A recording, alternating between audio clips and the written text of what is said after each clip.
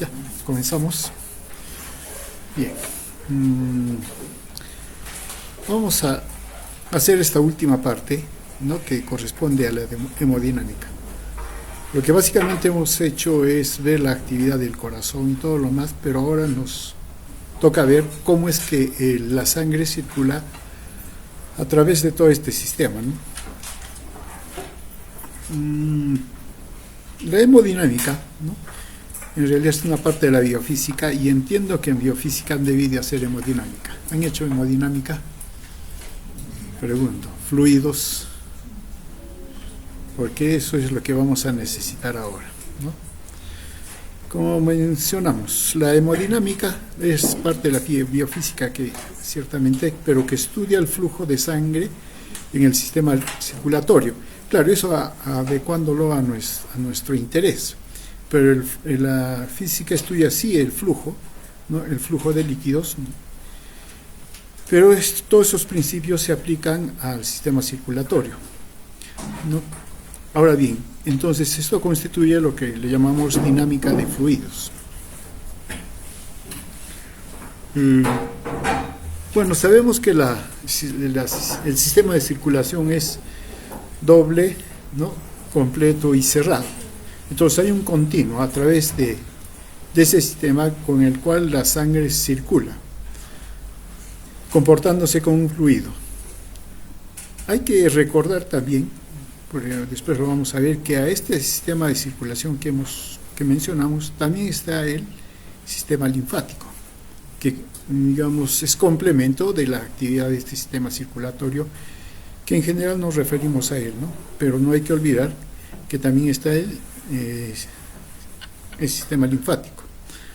Ahora bien, en su composición de este sistema están los vasos, como dijimos, está el corazón, que es el que impulsa la sangre.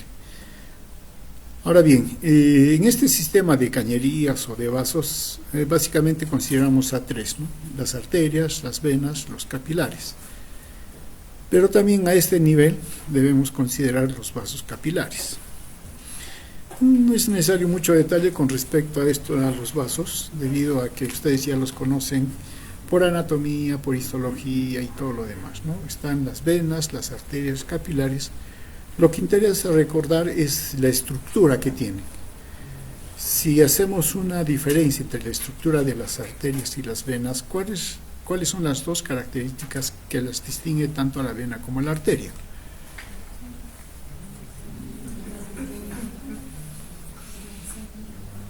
¿Cuáles son? Por lo menos dos, hay varias, ¿no?, pero dos básicamente nos interesan. El grosor. Ya, ¿y por qué el grosor?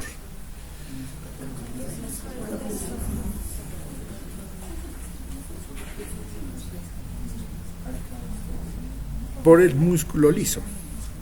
El músculo liso vascular, que inclusive cuando solo hablamos en términos de músculo liso vascular, nos estamos refiriendo al músculo liso de las arterias, pero sin embargo las venas también tienen, pero es mucho más delgado, ¿no?, que de las arterias.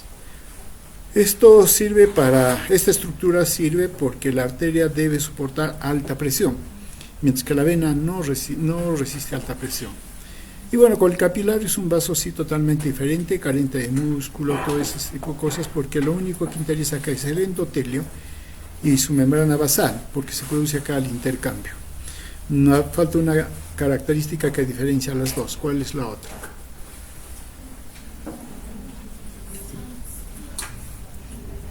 De la estructura, no de lo que contiene.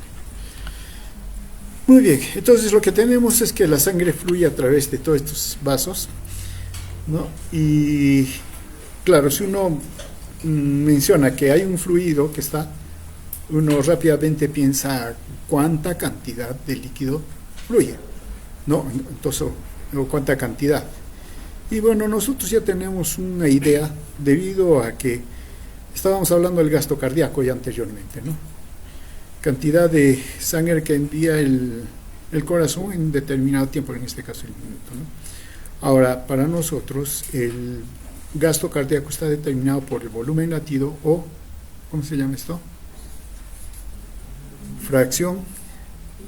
fracción de eyección dividido por la frecuencia. Esto me da el gasto cardíaco. Ahora bien, entonces el gasto cardíaco va a determinar entonces que fluya.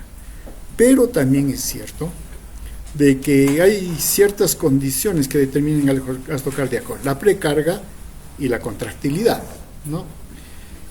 La precarga multiplicado por la contractilidad, esto del ventrículo, dividido la resistencia vascular, ¿no es cierto? Esto tenemos que tomarlo en cuenta para lo que vamos a conversar seguidamente. Muy bien, este sistema circulatorio, claro, está formado por los vasos, las arterias, todo, y contiene un determinado espacio para el contenido de la sangre. Y si uno hace, digamos, cortes transversales a lo largo de este sistema, vemos esos cortes transversales a la altura de la aorta, arterias, arteriolas, capilares, vénulas, vena, hasta la vena cava, ¿no? Entonces, y vemos cuánto espacio tienen. Primero está a medirlos en diámetro. Acá están sus diámetros, la superficie transversal que tienen.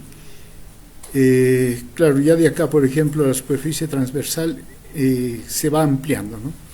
Esta superficie de los capilares es como que pone uno los capilares todos saladitos y corta, ¿no? Entonces tiene un gran espacio. Entonces uno se va dando cuenta entonces que a medida que se aleja del corazón, el espacio medido en superficie transversa empieza a aumentar, ¿no? Comparativamente, la aorta 4.5, en arterias 20, arterias 400, miren los capilares 4.500. O sea, es un espacio enorme, ¿no? Comparado con lo que es la aorta. Luego viene, claro, las vénulas que empiezan a disminuir, las venas. Entre las venas y las arterias, por ejemplo, miren, las arterias tienen un doble espacio, por así mencionarlo.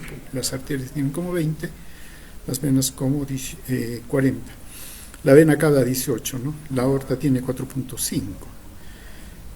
Eso es como que hay mayor espacio, y justamente esto hace que los volúmenes varíen. En la aorta tiene 2 litros, 2% del volumen, perdón. La arteria 8, arteriolas 1, capilares 5, las vénulas 45, 2 y 18. ¿A qué está referido esto? A la distribución de sangre. A distribución de sangre en estos lugares que hemos mencionado. La aorta tiene un volumen de sangre del 2%, las arterias 8, las arteriolas 1, los capilares 5, entre todo el sistema de venas, vénulas, venas, hasta la vena cava 54. Y de ahí uno saca rápidamente la cuenta de que aquí las venas, el lado venoso, tiene más de la mitad inclusive del volumen sanguíneo, mientras que las arterias tienen, arteriolas, etcétera, tienen, ¿cuánto sería? 20, 10, 16%, ¿no? 16% del volumen. 12 le corresponde al corazón y circulación pulmonar hasta el 18%. Bien, entonces miren, acá hay una distribución, pero si comparamos con el área transversa, no es que contengan más volumen, pero sí tiene más espacio. Y esto va a hacer entonces que le va a dar algunas características para que la sangre se distribuya y también circule, porque lo que se quiere es facilitar el flujo sanguíneo, no dificultarlo, ¿no? Si es que a este nivel sería la mayor cantidad de volumen, estaría en problemas el sistema circulatorio. Ahora bien, ¿cómo es que circula la sangre? Bueno, está definido como que es un flujo laminar, ¿no? Lo que está pegado hacia la pared tiene una menor velocidad, mientras lo que está hacia el centro hay una mayor velocidad. Eso hace también que los elementos de la sangre tengan una distribución. Hacia el centro van los elementos formes, las células y todo lo demás, y se va acercando proteínas, todo, hasta que al final prácticamente hay plasma o suero, lo que está circulando muy pegado a los vasos. Esto para facilitar su flujo, ¿no? Eso es un modelo entonces de flujo laminar, mientras que hay el caso contrario vendría a ser un flujo turbulento. Ahora, se ha medido la forma en que fluye este tejido, sí, y se le define en número de Reynolds, que en buena cuenta nos señala cuáles son los factores por el cual este flujo laminar se desarrolla, o será, ¿no? Bueno, acá tenemos una fórmula en la cual nos dice que el número de Reynolds depende del diámetro del tubo, ¿no?, la densidad del fluido, ¿no?, la velocidad del flujo y la viscosidad del fluido. O sea, son 4 cosas: diámetro, densidad, velocidad, viscosidad.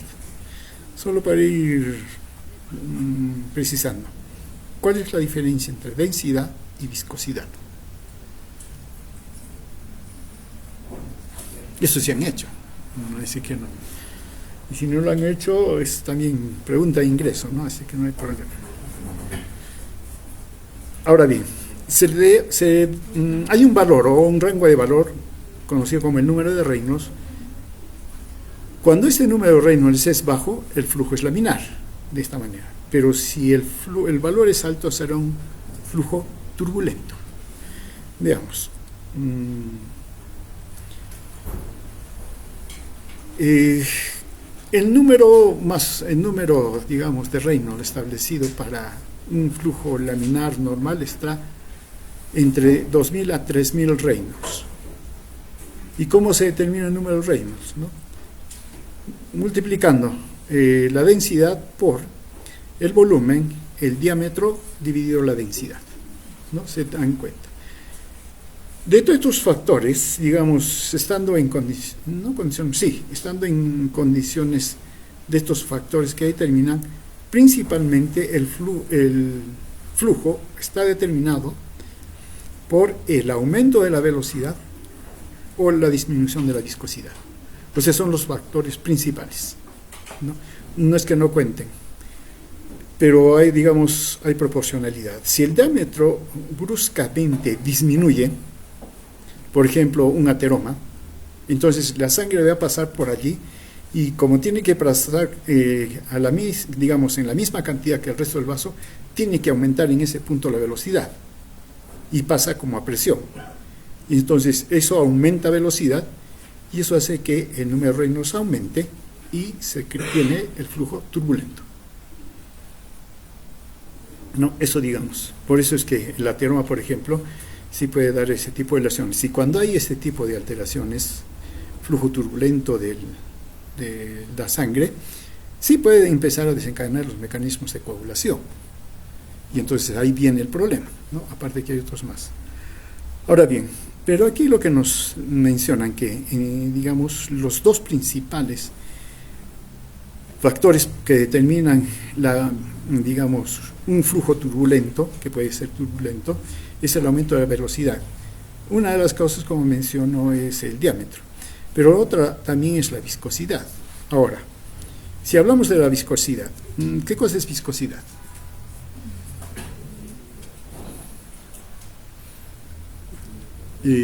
Ustedes han comparado el agua y el aceite. ¿Quién tiene mayor viscosidad? El aceite. Entonces, ¿qué es viscosidad? La capacidad de un fluido de resistirse a recorrer una superficie. No le diríamos la resistencia, ¿no?, sino la capacidad que tiene para desplazarse, ¿no? Desplazarse, eso se le llama viscosidad, mientras que densidad es la medición de masa por volumen, ¿no? Es diferente. Entonces, miren, acá nos dice que la viscosidad es uno de los principales factores.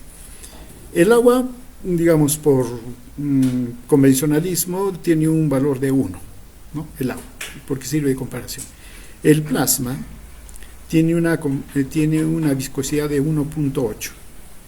La sangre entera, ¿no?, tiene de 3 a 4 de viscosidad. Pero miren, aún con todas esas características, esto no determina un flujo turbulento.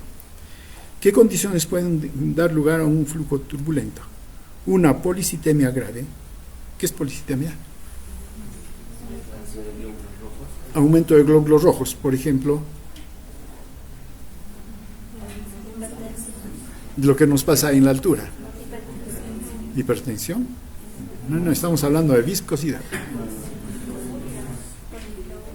La poliglobulia, claro. Pero miren, la policitemia grave sí hizo un aumento de los glóbulos rojos, pero en cantidad, ¿no? Entonces eso hace que aumente la viscosidad, y si aumenta la viscosidad, aumenta la resistencia. Lo contrario, por ejemplo, viene a ser la anemia. Si la anemia disminuye, o en la anemia la viscosidad disminuye, y eso hace que la resistencia disminuya. En ambos casos podemos tener turbulencia. Por eso es que también cuando hablamos del tercer ruido, en la anemia, es por eso, porque disminuye la viscosidad, aumenta turbulencia. Y como esto golpea la pared del ventrículo, entonces ahí lo escuchamos, el tercer ruido, en algunos pacientes que tienen anemia, ¿no? Muy bien. Luego, el otro aspecto a mencionar es aquello que ya sabemos, ¿no? Nosotros mencionamos anteriormente que la cantidad de sangre que sale del corazón está determinado por la presión dividido la resistencia. La presión básicamente determinado por el volumen, ¿no? Eso lo vamos a ver después. Volumen, listo. Si el flujo depende de la fuerza con el cual se envía la sangre, eso es presión, dividido la resistencia, entonces nosotros podemos estar haciendo algunos cambios acá para determinar, por ejemplo, presión. Eso lo conocemos, presión es flujo por resistencia. Pero también sabemos que la resistencia, simplemente por despejando, es igual a la presión dividido el flujo. Esto lo tenemos que manejar al derecho y al revés, ¿no? Muy bien. Entonces, si hablamos de flujo, pues viniendo acá nuevamente, decimos, ¿no?, que es igual a la presión dividido la resistencia. Pero hay algunos otros factores que también van a determinado. Y estos dos señores, Poux y Brinheim, lo establecieron, ¿no? Esas son las condiciones para que se dé un fluido, en este caso la sangre. El fluido de la sangre va a depender de la diferencia de presión de un punto al otro punto en ese tubo, en ese canal, ¿no? La diferencia de presión, multiplicado por pi entre 8, esto es una constante, multiplicado por la inversa de la viscosidad, multiplicado a su vez por radio a la cuarta dividido la longitud del vaso. Esto es para medir flujo en un determinado segmento. Claro, lo vamos a tratar de extrapolar a todo el sistema circulatorio y sobre todo a las arterias. ¿Y para qué hacemos eso? Para determinar en realidad cuáles son los factores que van a definir la resistencia. Si uno empieza a despejar simplemente, ¿no?, entonces tenemos que la diferencia de presión lo enviamos al otro término y tenemos flujo dividido la diferencia de presión, y es igual a lo que ya mencionamos, pi entre 8 por la inversa de la viscosidad multiplicado por radio a la cuarta dividido la longitud. Entonces, si vemos esto, esta es la inversa de la resistencia, y entonces lo único que hace uno es reordenar. Entonces la resistencia en realidad es igual a 8 multiplicado por la densidad por la longitud del vaso dividido pi radio a la cuarta. Y en realidad, miren, lo que nos interesa son estos dos, porque esto sí varía, la viscosidad de lo que estábamos mencionando anteriormente y el radio también. Pequeñas diferencias en el radio, claro, van a hacer variar la resistencia grandemente. Si ponemos, si variásemos acá, si disminuye la resistencia, o sí puede disminuir la resistencia, ¿no? Entonces, ¿qué pasa? Perdón, si disminuimos el radio, ¿qué pasa con la resistencia? Si esto aumenta, ¿no es cierto? Y lo inverso, si el radio aumenta, disminuye la resistencia. Y es muy significativo porque el radio es considerado acá a la cuarta. Entonces, estos dos son los principales factores que van a determinar el fluido. Con el mismo contenido de la sangre y en la dimensión que hemos mencionado, pero el radio entonces es el que prácticamente define la resistencia. Muy bien, sigamos adelante.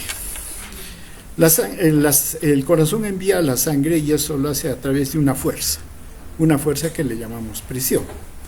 Muy bien, y medimos esa presión.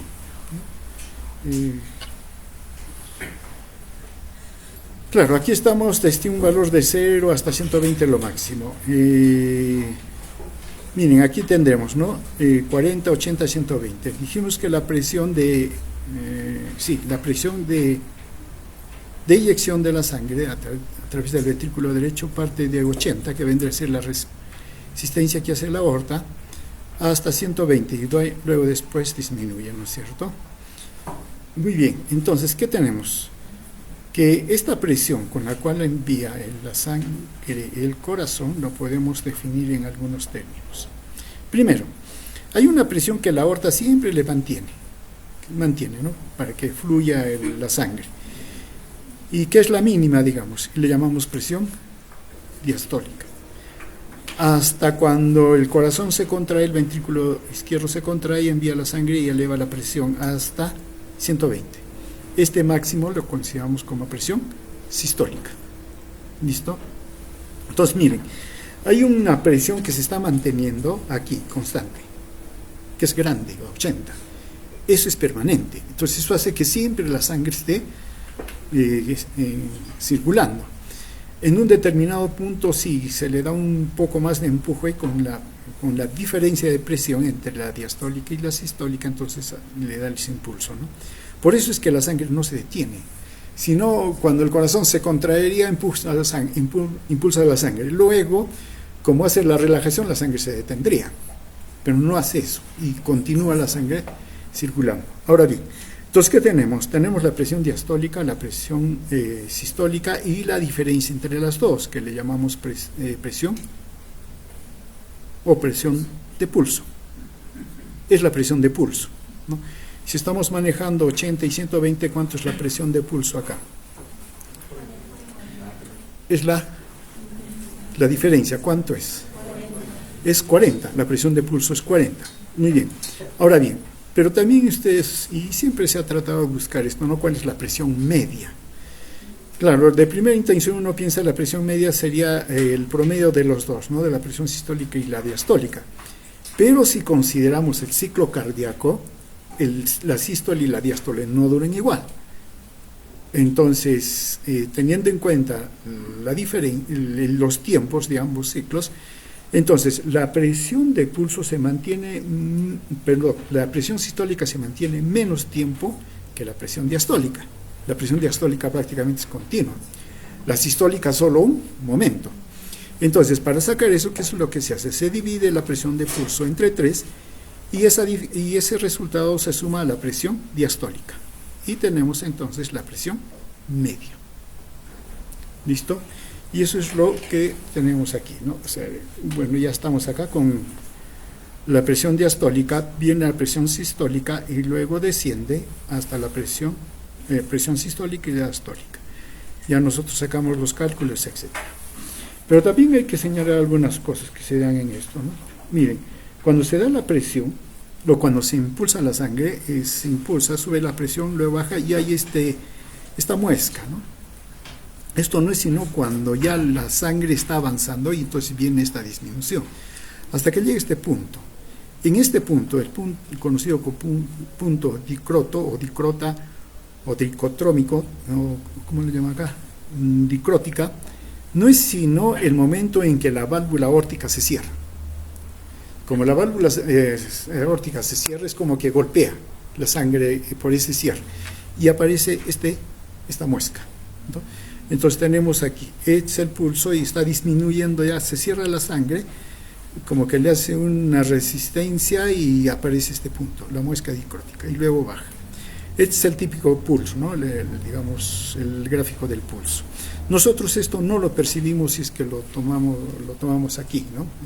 Cualquier pulso lo palpamos, no podemos, digamos, percibirlo. Ahora bien, miren, este es el comportamiento de la presión a lo largo del sistema cardiovascular. Acá tenemos la aurícula izquierda, ¿no? Viene el ventrículo izquierdo con la presión sistólica que sube hasta 120, luego disminuye, claro, estamos en el ventrículo y el ventrículo sí puede bajar. Baja hasta cero. Acá nos dicen que baja hasta cero. ¿Baja hasta cero? No baja hasta cero. ¿Por qué?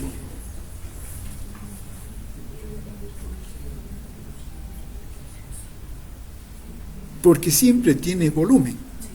Acuérdense que solo es fracción de eyección. O sea, es una parte que se fue, la otra parte quedó. ¿Cuánto queda?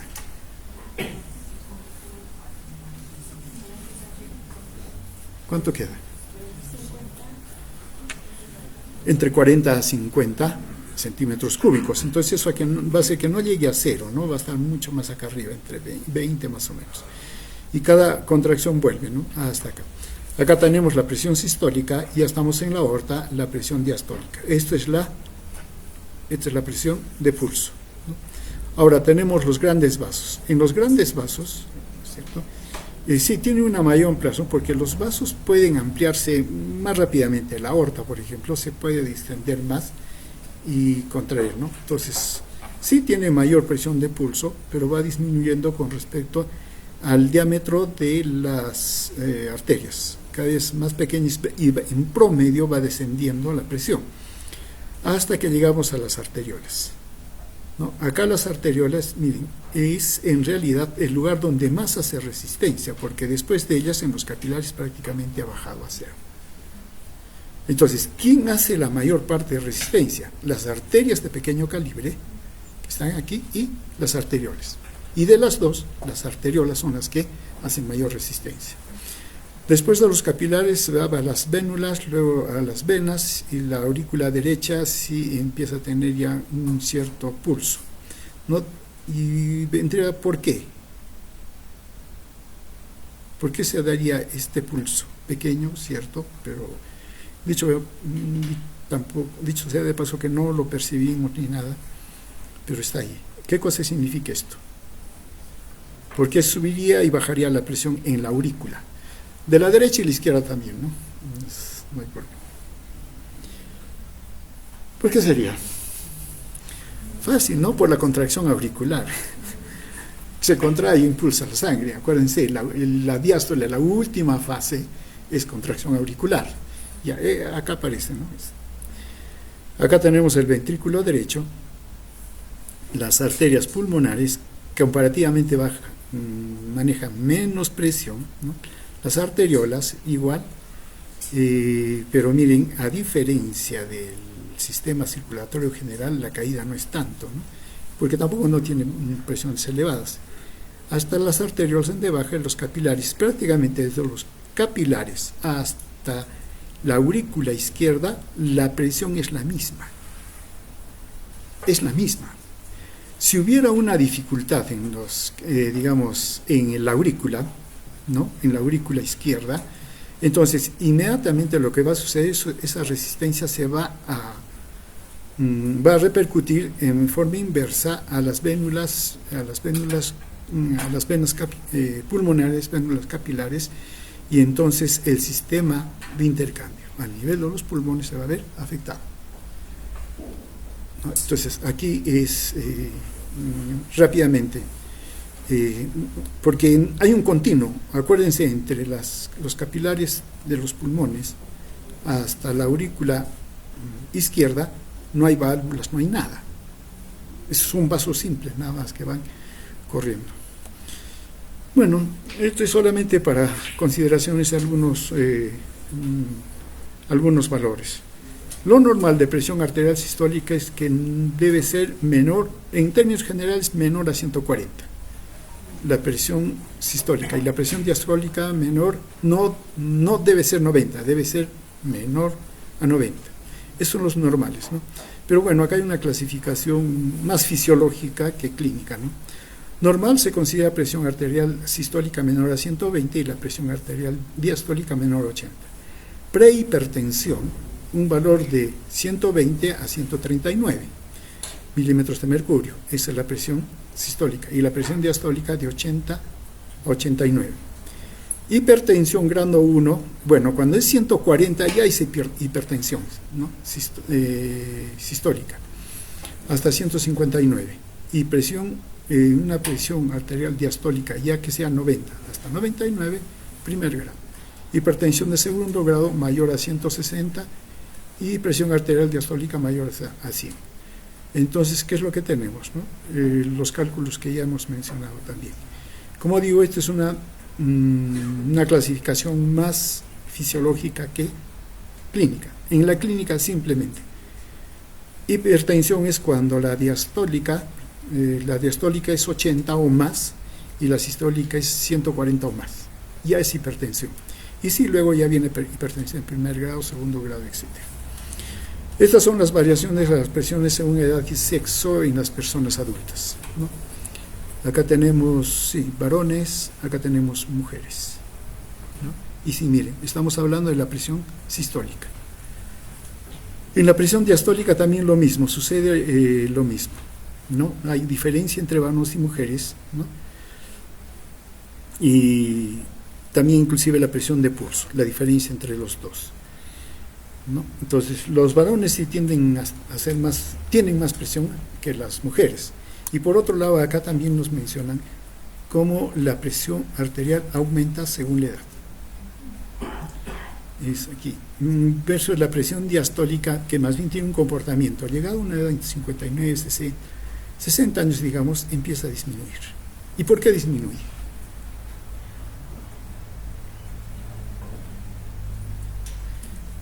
Empieza a aumentar, digamos, la presión diastólica, ¿no? Pero miren, la presión sistólica más bien ella sigue aumentando y la diferencia de presión también aumenta, ¿no? Pero acá la diastólica, ¿por qué empieza a disminuir? Entonces eso significa que la diferencia de presión disminuye, aumenta o disminuye con la edad. La diferencia de presión o la presión de pulso aumenta, va a empezar a aumentar en las personas adultas. Y eso básicamente será porque la actividad del corazón empieza a disminuir. Ahora, si es una persona hipertensa, significa que su corazón cada vez que está contrayéndose, hace un esfuerzo, impulsa la sangre, sube la presión más allá de los 50 milímetros de mercurio, que es la presión límite de la mayor de la presión, la presión de pulso, entonces, y luego baja. Ese corazón está trabajando con más esfuerzo, ¿no? A pesar de la edad que tiene, está trabajando con más esfuerzo. Y eso la condiciona a tener mayor infarto de miocardio, con los problemas que ya tienen de aterosclerosis y todo eso. Por eso, cuando en una persona se está midiendo la presión arterial, hay que tomar en cuenta la edad y la presión de pulso, que generalmente no lo tomamos en cuenta, ¿no? Y eso ahí puede haber problemas. Ahora, haciendo una relación entre la presión arterial media, ¿no? El gasto cardíaco y la resistencia vascular, la resistencia vascular. ¿Y qué es lo que tenemos aquí? ¿Esto qué cosa es? Este es gasto cardíaco, ¿no? Y acá está la presión arterial media. Si el gasto cardíaco aumenta, la presión arterial aumenta, ¿no? Facilito uno lo saca, ¿no? Aumento el gasto cardíaco, aumento la presión arterial media. Pero miren, si la resistencia vascular aumenta, la presión arterial aumenta. Si disminuye la resistencia vascular, también la presión disminuye. Eso es para hacer una relación entre los dos, entre los tres. Ahora bien, ¿cómo se controla esto de la presión? ¿No? Claro, si empezamos desde el corazón envía una cantidad de volumen por latido, que es el gasto cardíaco, ¿no? Y que por el momento lo vamos a referir como el flujo, ¿no? Entonces envía una cantidad de flujo. Esto dependiendo también de la frecuencia cardíaca. Y si consideramos la resistencia, esto determina presión arterial. Ahora bien, la presión arterial es medido, censado por los vasoreceptores de alta presión, y eso va a determinar la actividad del sistema simpático y que controla, por un lado, a la resistencia vascular, dependiendo, ¿no?, si necesita mayor aumento o menor aumento de la resistencia, y por otro lado, la actividad del corazón. El sistema simpático, ¿qué hace con el sistema vascular periférico? Contracción de los vasos de resistencia, entonces aumenta resistencia. Y por otro lado, a nivel del corazón lo estimula. Y si lo estimula, va a hacer dos cosas básicamente: aumento de la contracción y aumento de la frecuencia, y eso hace que aumente gasto. Si aumenta gasto y aumenta resistencia, ¿qué tenemos? Aumento de la presión.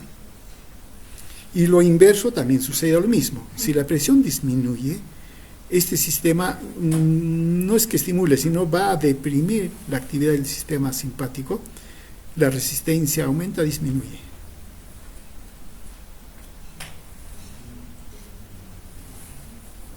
La presión arterial ha bajado. Bajó la presión arterial. El sistema simpático actúa o no actúa.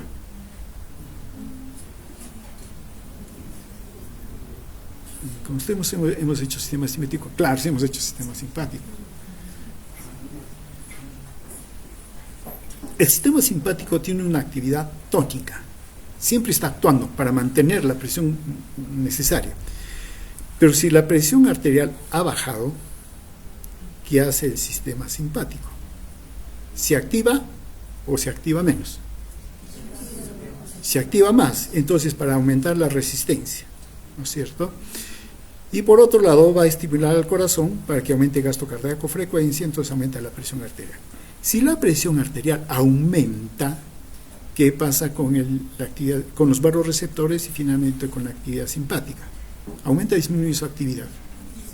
Disminuye su actividad, y eso, entonces la resistencia va a disminuir y la actividad del corazón disminuye.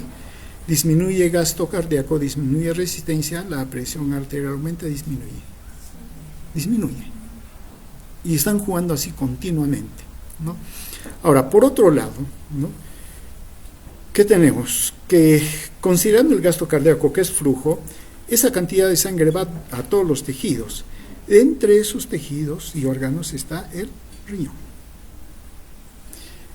Estando en el riñón, hay todo un sistema conocido como el sistema de renina, angiotensina, aldosterona, ¿no?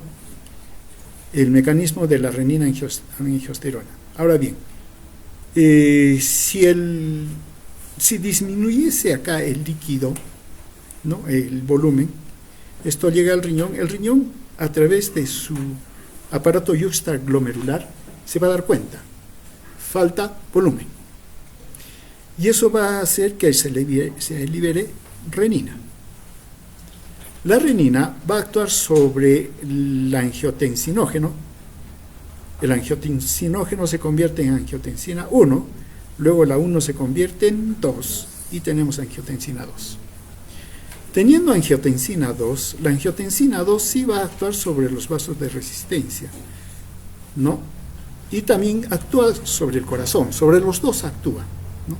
Acá les falta esta flechita, se va por acá. Pero también a su vez actúa a nivel de la glándula suprarrenal para la liberación de aldosterona. La condición es que el gasto cardíaco disminuyó porque disminuyó el volumen, entonces falta volumen en el sistema circulatorio. Entonces, ¿qué se tiene acá? Por un lado, la angiotensina 2 va a aumentar la resistencia, eso hace que los vasos se contraigan, entonces menor continente, y estimula al corazón para que envíe más sangre. Eso hace que aumente la presión, ¿no? Por un lado. Y por otro lado, la aldosterona, también la angiotensina 2 tiene ese efecto mineralocorticoide, pero la aldosterona va a hacer que el riñón retenga sodio. Y si se retiene sodio, el sodio no anda solo, anda con el potasio, y aunque anda solo, basta que haya sodio, ¿y qué cosa hace? Jala agua. Entonces, el agua que debió eliminarse por el riñón es reabsorbido, ¿para qué? Para mantener volumen. Entonces se corrige. ¿Cuál es la diferencia entre el sistema simpático y el sistema renina, angiotensina, aldosterona? Que el sistema simpático es rápido, rapidísimo. Baja la presión y inmediatamente actúa haciendo las correcciones.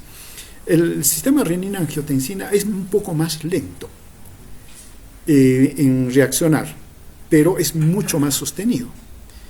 Si las condiciones, digamos, de disminución de la presión y sobre todo una hipoperfusión a los tejidos se mantiene, entonces el efecto de la angiotensina 2 sobre los vasos es de que los empieza primero a contracción, pero luego los empieza a hipertrofiar, una remodelación.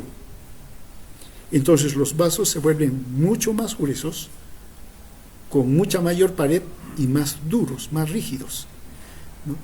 Al corazón también le hace lo mismo. Primero la hipertrofia, lo remodela, lo hipertrofia, y entonces ¿qué vamos teniendo? Un corazón mucho más grande. Esto sucede generalmente cuando hay alguna patología, válvulas, etc. Entonces entramos en que en un primer momento el hecho que hipertrofia el corazón puede servir para que envíe sangre, pero después, como se está manteniendo la resistencia, porque también eso mismo está haciendo la angiotensina, el corazón sigue creciendo, ¿y qué tenemos? Insuficiencia cardíaca. Entonces, a la larga, sí es bueno el sistema renina-angiotensina-aldosterona porque nos permite mantener la presión, pero si los factores no se corrigen, empieza la remodelación, tanto a nivel de los vasos y el corazón, y eso más bien se vuelve perjudicial. ¿Listo? Muy bien. Ahora bien, bueno, esto ya sería lo mismo, ¿no? Acá está el control de la renina-angiotensina-aldosterona. Disminuye el líquido, disminuye la presión arterial. Esto llega a las células yuxtaglomerulares de los riñones. Se libera renina, la angiotensina 1, angiotensina 2, el angiotensinógeno sobre la angiotensina. La angiotensina 1 se convierte en angiotensina 2 a nivel de los pulmones por esta enzima convertidora de la angiotensina, la famosa ECA, ¿no? Y esto va a actuar tanto sobre la corteza para que se libere la aldosterona, y tenemos reabsorción renal de sodio, reabsorción de agua. Y por otro lado sobre las arterias, y acá faltaría uno que va hacia el corazón. Miren, estos dos sistemas sí controlan el volumen, estamos tratando de mantener volumen porque este es nuestro tema de hoy día, y estos dos sistemas lo pueden hacer, ¿no? O pueden corregir más o menos. Pero recuerden, si nos falta volumen, el organismo no fabrica volumen, no fabrica agua. Entonces, la única manera de que si nos falta volumen líquido es obtenerlo de afuera, bebiendo, si es un deshidratado, pero si es un accidente y se ha perdido sangre, hay que reponer volumen, sangre, ¿no? Pero claro, hoy día hay otras técnicas, pero básicamente hay que reponer rápidamente volumen. Ahora bien, entonces estos sistemas sí nos permiten controlar la presión, el volumen, la presión, etcétera, de manera rápida, pero a largo plazo, más bien, hay otro sistema, ¿no? Estos mecanismos a largo plazo mantienen la regulación diaria, semanal y mensual de la presión arterial. Ahora bien, los mecanismos neurales y los hormonales que acabamos de mencionar, están implicados en una regulación aguda de la presión arterial. El sistema no tiene una forma de medir volumen, no tiene. Lo único que dice, si yo le pongo buena presión, la sangre va a llegar, nada más. Listo, eso es lo único que piensa el sistema. Por eso al sistema lo único que le preocupa es mantener presión, ¿no es cierto? Entonces, como estos sistemas, ¿no? Y entonces van a mantener presión. Ahora, pero la regulación prolongada depende de los riñones y su papel en la regulación del volumen extracelular. Ahora, el volumen de líquido extracelular y la presión arterial se regulan alrededor de un punto de equilibrio que representa la presión normal de una persona determinada. ¿Qué quiere decir? Hay una cantidad de volumen de sangre y hay una presión. Y entre las dos están en equilibrio, ¿no? Entre las dos están, entonces funciona bien el sistema. Pero cuando, por ejemplo, se tiene un exceso de líquido extracelular por aumento, por ejemplo, del consumo de agua y de sal, la presión arterial se eleva, es lógico, ¿no es cierto? Y se incrementa el ritmo con el cual se excreta el agua. ¿Eso qué significa? Que hay más agua, la presión se eleva, entonces hay que botar el agua. Eso se denomina diuresis por presión. De eso se va a encargar el riñón, eso lo veremos en esa parte, ¿no? Y también se debe eliminar la sal, entonces natriuresis por presión. Eso es lo que mantiene en buena cuenta esa relación entre presión y volumen de manera permanente. ¿Y de qué depende? Del volumen que tengamos, ¿no? Ahora bien, entonces, existen dos formas en las cuales la presión arterial puede elevarse con este modelo. Se puede elevar. Uno, por cambio de eliminación de la sal y agua a un nivel de presión más alto. Sí, acá siempre tenemos que comprometer a la sal. El agua tiene que mantener una osmolaridad, ¿cierto? No es el único, pero principalmente todo se inicia con la sal. Entonces la sal da osmolaridad a la sangre y eso trae volumen, agua hacia los vasos y mantiene volumen. Entonces los dos están jugando. Si la sal disminuye, se pierde osmolaridad, el agua se sale de los vasos. Entonces los dos tenemos que tomarlos en cuenta ahora. Ahora bien, por cambio de la eliminación de sal y agua, porque sí, existen dos formas en las que la presión arterial puede elevarse con este modelo. O sea, se puede elevar. Por cambio en la eliminación de sal y agua a un nivel de presión más alto. Y eso es lo que sucede con las personas hipertensas. Claro, en un primer momento hay presión, ¿no? ¿Por qué? Porque hay un aumento de volumen. Entonces, al comienzo, este sistema lo que va a hacer es que se elimine agua y se elimine sal, por natriuresis y diuresis por presión. Pero como se está manteniendo, entonces el sistema circulatorio como que se va adecuando y ese punto de equilibrio lo eleva. Digamos, si antes era 1,1, ahora lo mantienen en 1,2, 1,2, y 1,5, 1,5, y así se van elevando, ¿no? Entonces, ¿qué sucede entonces? La presión empieza a elevarse, ¿no?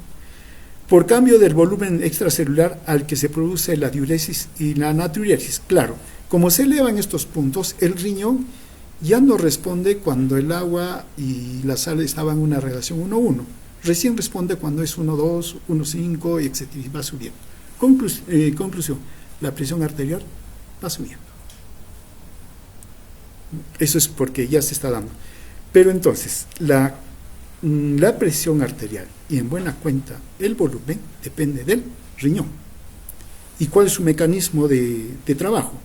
Si es que se eleva el volumen, se eleva la sal, diuresis y natriuresis por presión. Mientras tanto, el riñón va a ir trabajando, va a estar trabajando con su presión. ¿Quién es el que gatilla esto? El simpático. ¿Por qué? Porque la presión está controlada por los vasoreceptores carotídeos. Está, ¿no? Entonces, si se eleva la presión, los vasos eso es detectado por los receptores carotídeos, los vasoreceptores carotídeos, y entonces hacen que la actividad simpática aumente y disminuya. Si aumenta la presión, ¿qué hace con la actividad simpática? Aumenta y disminuye. Tiene que disminuir, ¿listo? Pero estas células, las células glóbicas, que son las que en un comienzo, por decir, llegaba a 90, ya estaban descargando, ya no descargue, sino empieza a elevarse, ¿no? A 90, 95, 110, etc. ¿Eso qué significa? Que ya la presión que está elevada ya no es considerada hipertensión, ya no es, por el sistema circulatorio. Y como no es considerada como hipertensión, este otro sistema tampoco ya lo considera.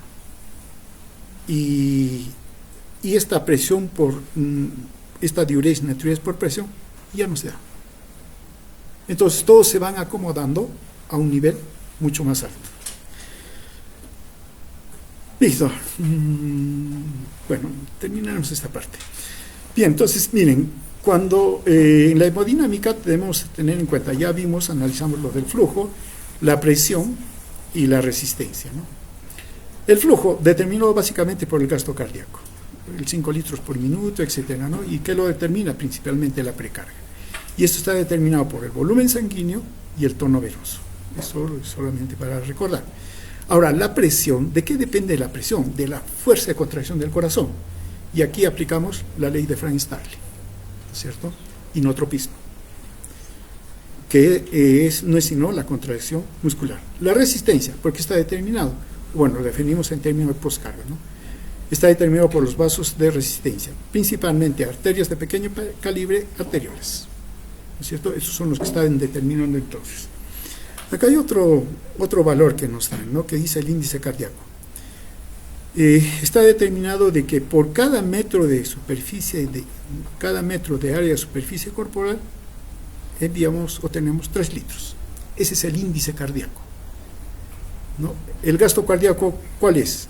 Es volumen por minuto, ¿no es cierto? Pero también mencionamos que podríamos sacar el volumen, nuestro volumen sanguíneo. Sí, lo sacamos volumen por peso, ¿no es cierto?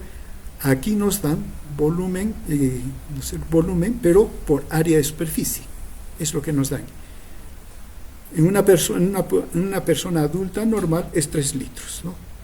Considerando que tiene un área de superficie corporal de 1.7 metros cuadrados de área de superficie corporal. Claro, podríamos hacer los cálculos, porque sí podemos sacar en cada uno de nosotros el área de superficie corporal. ¿Qué necesitamos? Peso, talla. ¿No? Necesitamos eso y podemos salir al área. Y según eso, calcular el índice cardíaco, ¿no? Muy bien, veamos esta última parte. Dijimos, acá tenemos la presión sistólica, la presión diastólica. Acá tenemos todo el circuito, aorta, arteriolas, arterias, arteriolas, capilares. Miren, la diferencia de presión arterial, la diferencia de presión, conforme nos vamos acercando a los capilares, va disminuyendo. Y cuando llega a los capilares, prácticamente es una sola la presión, y es una presión continua. La presión de pulso sí se da al inicio del corazón, está en las arteriolas, y empieza a disminuir la presión de pulso hasta las arteriolas. Eso hace de que en la sangre, en los capilares, su paso sea continuo, pero tiene una presión que le llamamos presión hidrostática. Cuando estamos en capilares ya no hablamos de presión de pulso ni nada, sino hablamos de presión hidrostática. Y no es sino la presión continua, ¿no? En la cual la presión sistólica y la diastólica ya se juntan, ¿no? Para adelante. Miren, las presiones van disminuyendo, así en términos generales, ¿no? Desde el corazón, aorta, etcétera, van disminuyendo hasta los capilares y luego hacia el lado derecho del corazón. ¿Lado derecho? Sí, lado derecho del corazón. ¿Qué permite que estas presiones bajen? Considerando que, aunque tengan áreas diferentes, pueda mantenerse digamos, los volúmenes en estos lados. Esta condición. ¿Esto qué cosa es?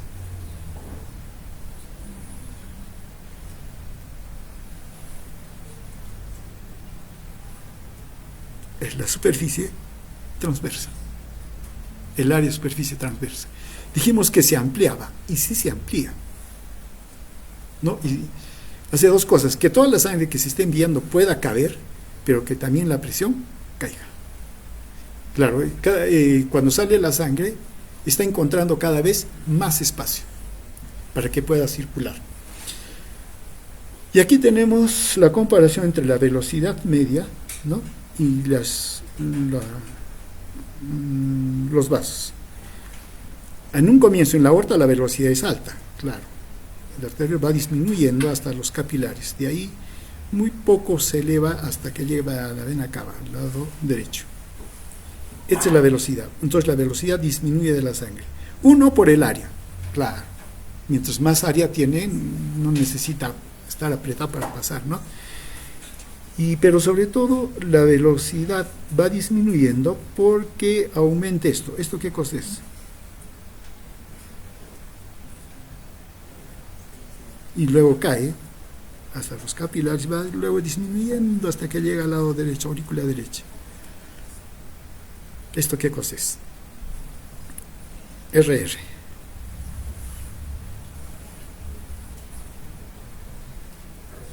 Resistencia. Es resistencia. Dijimos que la resistencia va aumentando hasta las arteriolas, y luego de las arteriolas, sí, para los capilares prácticamente cae. Y de ahí sí va a ir disminuyendo lentamente, ¿no? Estos son los cambios de presión y velocidad de la sangre circulatoria según el área, ¿no? Y acá comparamos, ¿no? Las arterias, arteriolas, capilares, vénulas y venas. Acá tenemos el área total transversa que aumenta, sobre todo en los capilares. Tenemos la presión sanguínea que va a ir disminuyendo y la velocidad que también cae, ¿no? Y más bien sí, cuando ya está por las vénulas a las venas, va a aumentar, aumenta la velocidad. Y listo, hasta ahí llegamos. Eso está porque estamos empezando, está empujándose la sangre. Ahora la pregunta es cómo regresa la sangre. Y eso se llama retorno venoso. Pero lo dejaremos para mañana, pasado mañana. Muy bien. Hasta aquí llegamos.